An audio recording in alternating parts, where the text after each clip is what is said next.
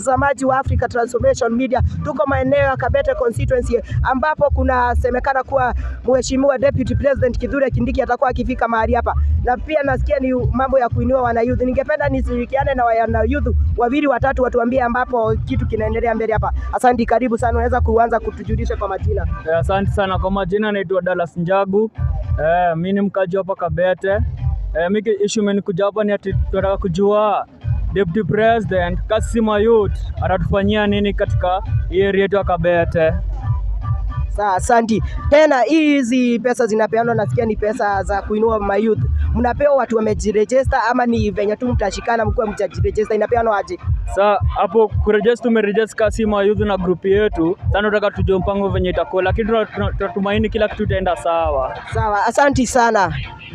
Watazamaji wa Africa Transformation Media, na tuko hapa maeneo ya Kabete constituency ambapo kuna rambirambi, watu wanasema wana youth siku ya leo Mheshimiwa Deputy President Kithure Kindiki atakuwa akijifikisha hapa ku empower youth.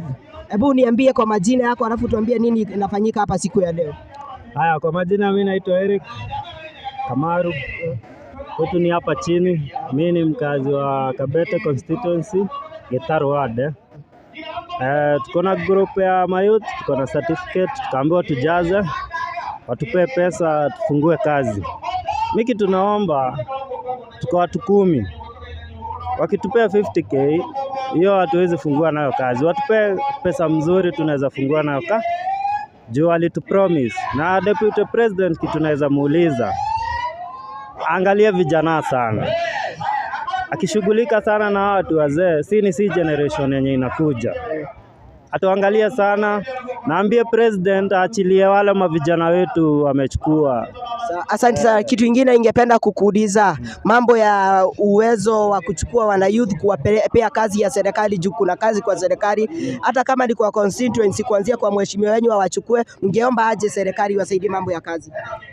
Bana, kuja atuulize tumletee papers, juu tuko na papers. Kama niko na diploma ya stima, sina kazi. Niko na driving license, sina kazi. Niko na mabeshto wangu wengi hawana kazi lakini wameso. Sasa wasipopata kazi watarudi kwa crime. Ndio tupunguze crime na umaskini, atusaidia tupe kazi, si ndio?